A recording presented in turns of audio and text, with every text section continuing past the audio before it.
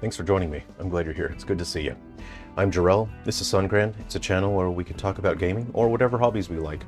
So today I want to discuss a very specific topic that's been on my mind for a while, and that is women in video games, or female characters in video games. And how do you convey an equal sense of power and capability when compared to male characters? What I care about is conveying a sense of mechanical equality, yet some degree of asymmetry that makes it interesting. So what I mean is, if you were to take two characters, just a male and a female character, and you were to follow the concept of organic mechanical storytelling, and you have a female character do a punch, and a number pops up, and it does 50 damage, and then a male character who's basically, you know, the same build and everything, same life, does a punch, and he also does 50. That's kind of bullshit. And the reason that's bullshit is just men have some biological advantage when it comes to physical strength for the upper body, right? We know, we just subconsciously understand, we all know that if a man and a woman of the exact same build were to do a punch or to lift a box, a man is just going to be stronger. That's just how it is. It's biological, and I'm not trying to say men are better than women. So when we see that in a video game, it's kind of bullshit. And for a male character, let's say he has a giant honkin' sword, right? He does a big slash, 200 damage with a sword. And then you have a woman and she'll do a punch and then she does 300 damage. That's bullshit. We would call bullshit on that. And so for that to occur in a game, there has to be a good reason for it. And if there is a good reason for it, then it makes it interesting. It makes it cool. It makes it engaging. Let's take, for example, Tifa from Final Fantasy VII. Her damage output is not as high as Cloud's. It would be total bullshit if it was, because Cloud, not only is just he a dude, he's wielding a giant sword, and he's been experimented on with Mako, right? So he should be the strongest. So Cloud does a slash, he should be doing more damage than Tifa. That's just how it is. It goes along with the storytelling. It makes sense. But if Tifa can do not as much, but pretty close, we can see, oh shit, she must be pretty strong. So why is that female character strong? The reason she's so strong is that she trained. If we look at the Final Fantasy classes, she's the monk class, right? She's a brawler. She trained with one of the best martial artists in the world. And so she may not be as strong as Cloud, but she's pretty dang close. And that kind of storytelling is so cool and interesting because it tells us something about the character. It informs us about the character. But let's say that characters are just normal human beings. So we're going to take a look at a couple of my games. We're primarily going to focus on this one, and if you enjoy the music, you can stream that and listen to that for free via Bandcamp. The soundtrack for this game is online. You can listen to that. So the character we're taking a look at is Oxa, and she's just a lady, right? And this is a world where the characters are just normal human beings. I'm going to go ahead and shrink myself down now with shrinking technique. Okay, I'm reasonably out of the way of the screen here. So if we take a look at Oxa, let's just go ahead and check out her stats. Let's see her power. You can level up these character stats with upgrading. So what, we have 5 bars of power. Let's go ahead and switch to gold. And you can see he has less power. He has 3. But this is a balancing aspect, is that this character starts out with a ranged weapon, and Oxa starts out with a melee weapon. But the reason why this character, as she's represented as this is in the Silverfall series, so this is Silverfall's Guardians and Metal Exterminators. Throughout the entire series, it consistently shows that female characters just have less physical strength. When it comes to using physical weapons like hammers or axes, female characters just deal less damage. But Oxa is the one exception, or one of the few exceptions, where her physical strength generally is higher than other male characters. And you would say, oh, what, because woman is better than man?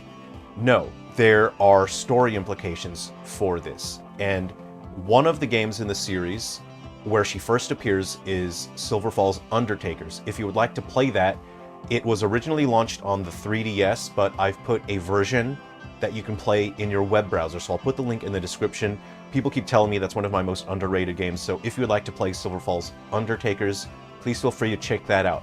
There's some story spoilers that I'm going to discuss now. And so what happens in Undertakers, you play as Bull Brandish, and you encounter a biker gang behind a bar, and they are assaulting Oxa, and she's a teenager at this point. And you, playing as Bull, you save Oxa from being assaulted by this biker gang. And it's not just punching, it's the bad kind of assault. And so you save her, but it's very close. And so Oxa, throughout her life, carries that PTSD with her, that trauma that she was almost assaulted by a biker gang. And the only reason she wasn't was because this kid that you play as, a 14-year-old kid, you pick up a gun at some point, and then you're able to stop the biker gang. You save Oxa. And she's not playable in the story mode of Undertakers, but she's one of the two leads in this game. And this game takes place in the 80s, while Undertakers takes place in the 70s.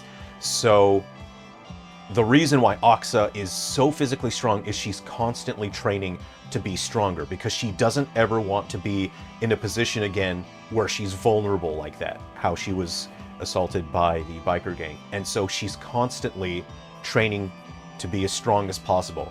And even if you were to put her side by side next to the strongest male characters, she just can't match up. And I make sure that is reflected in the stats. And that, to me, is the kind of thought that should go into writing and into the game concept itself. To me, that kind of thing, maybe people won't always pick up on it, but it's interesting to me, and it's important to put in that kind of effort when it comes to writing, to your consistency, and what you're saying mechanically. So I want to share one of the features with you, but I'll discuss a bit more. Going back to the topic of this video is, how do you equalize female and male characters? And that is with punches and kicks. Let's take a look at Bayonetta, for example, or even Lara Croft. I'm just gonna do a mission here, just so we have something to look at while I'm talking, and I'll see if I can concentrate on talking while I try to do this mission here.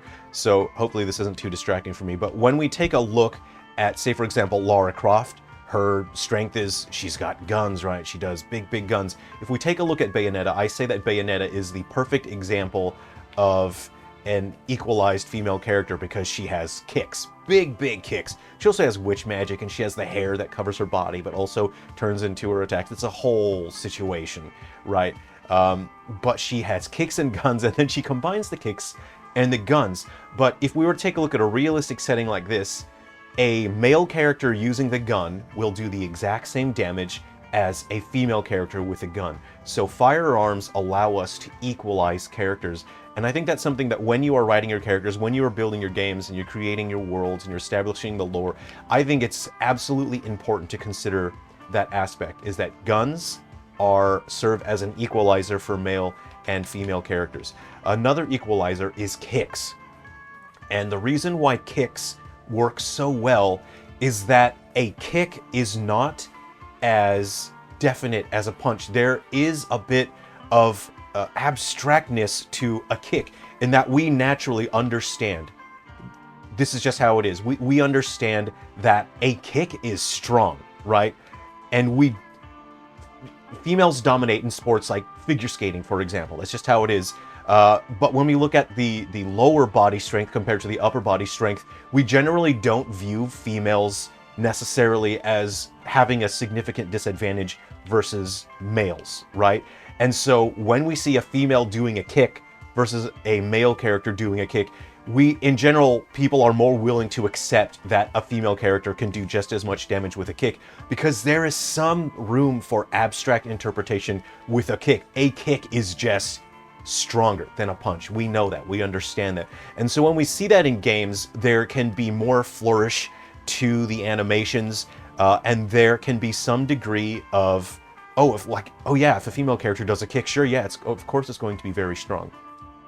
So in the first game in this series, which was Silver Falls 3 Down Stars, there are three main characters: Holt, Moss, and Annalise, and I made sure to balance these characters out, that Holt specializes in melee attacks, Moss specializes in ranged weapons, and Annalise is a bit weaker in both, but her special attack is a kick, and it does absurd amounts of damage. So against, say for example, like hordes and whatnot, having the other male characters generally can handle hordes better, but say you're going up against an enemy that just has tons of HP or is just stronger, Annalise is significantly faster. And we're willing to accept that females can be faster than males. It's just a concept that we understand and accept. That, okay, we kind of accept that a female can be faster, but mechanically it allows us to offer a trade-off. For having weaker attacks, the character can be faster, but Annalise also has an absurdly powerful special attack, which is a backflip kick. It's just a big kick, and she's able to deal a huge amount of damage that way. And so that is what I mean when you equalize these characters. There's a character in this game that you can unlock through going through the story. So how you progress the story is after you complete missions and you earn experience points, you upgrade your character stats, and as you upgrade the character's stats, they mechanically just get better and better and better. I purposefully designed these characters to feel very slow and clunky during combat, because as you level up the stats, it's not just about raw numbers. It mechanically makes your character suddenly feel like they are just this powerhouse, that they are suddenly fluid and faster. There is a character named Winnie, and it's kind of funny, the Silver Falls fan base keeps bringing this up at how destructive she was for a number of mechanical reasons, but her specialty is firearms, and she comes with a skill that you can keep leveling up, and her firearm, just her loadout, her unique setup allows her to just deal absurd amounts of damage with firearms, but other weapons, not so much. She's not very good when it comes to using any kind of close range weapon. And to me, that's a kind of organic mechanical storytelling that I like to see, that makes characters feel interesting. So I want to share a feature of this game with you. So if we take a look at the characters here, I don't have many characters unlocked. This is basically a new save file. But if you press the R button, you can switch over and you can see that there's some monsters. You can also play as cryptids in this. I'll just quickly switch over to a face taker, and these cryptids have their own kind of different skill system, and it's a little bit different, but they have totally their own abilities that they get. They don't get weapons, but they get new attacks, you know, and it takes the place of weapons. And so every cryptid that you play as is so different, and they're just their abilities that they come with, what you can upgrade, their skill, their stat loadout. To me, this is the kind of thing that is very, very interesting. But I'll share a feature with you now. So let's just go ahead and switch back we'll take a look at the male character here. Whereas he tends to have a bit higher toughness. So when he takes a hit, you recover from being flinched faster, you know, that sort of thing. So we'll get back to the title screen here. So we're here at the title screen, and the Silver Falls series has a feature called Code Linker. And Code Linker allows the Silver Falls games to connect with each other regardless of the platform, and content can cross over from one game into another. That means that weapons, monsters, and playable characters can cross over from one game into another. So I will show you this feature here. I'll hit the B button to go to Code Linker, and I will select Enter Key Code, Unlock Content in this tile. It's going to show something on screen. Now, I will show Silver Falls Ghoul Busters on the 3DS, but this game is also available on the Switch. So you can get this on the Switch right now. So I'll click on Code Linker, right? And I'm going to make a code. So this one says enter the code from another Silver Falls games, and that pops up. So this, you see the code that's visible there, I'm going to enter it on the screen here. So I have VSQBB, and I hit OK, and then it gives me an unlock code. So I hit start. So now it gives me a code. So this is how we do the handshake. So I take this code and I put it into there now. So I'll do that now.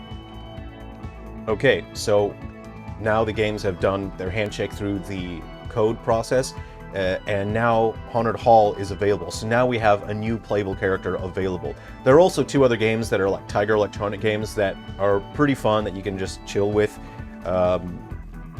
Let's take a look now, and there's a bunch of games in the Silver Falls series. There's 5 on the 3DS. There's even some on a homebrew ones that are available that you can get on other platforms. There's some on the Switch.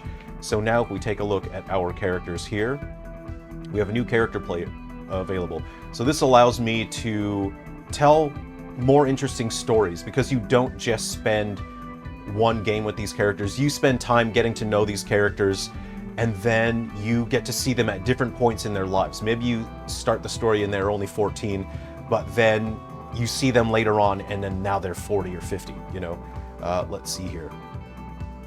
So let's take a look at this character set, but you see he's absurdly slow. This is an older gentleman, so he's not going to be as fast as the other characters. But you can see his power is absurdly high, and that's primarily because this is a strong dude. He's one of the founders of archery in the Western world, so he's crazy strong. Oops, I accidentally bought a weapon that I didn't want. Well, I've got a machete for the next mission. Okay, so what we're going to do is reset it, and I mentioned that character in the story, Bull. So let's go ahead, we'll do the code linking process again with Silver Falls Undertakers, which you can play in your browser for free. So I'll do that now. Okay, so this is Silver Falls Undertakers on the 3DS. Again, you can play this on your browser for free, but the browser doesn't have the code linker. So I'll just create the code. So I'll enter that code into the 3DS here. All right, I've entered the code, and it's given me an unlocked code here, so I'll enter the unlock code, the key code. Okay, and after I entered the code, it says Bull Brandish is now available. And again, Bull Brandish is the main character of this game. Open it in your web browser, give it a try. And we'll take a look at our character roster now. And we have Bull available. And this is Bull in the 80s, whereas Undertakers takes place in the 70s. And this is a big dude. He's generally, in the games he appears in, he generally has the highest stat value for power. You can see he starts out with power absurdly high, but his speed is extremely low. So to me, it's important that your characters have some degree of asymmetrical function in order to make them interesting. And Bull and Oxa have a friendship throughout the years, and it's so important to me to make sure that characters that appear alongside each other have opposite mechanics in a way to where it's interesting. So what Bull does differently, his power is absurdly high, but his speed is very low, and his attack speed is quite low as well. Whereas with Oxa, her attack speed generally is higher, but she also has higher move speed in general. But I've leveled up the character a little bit here. So attack speed is another way to equalize female characters.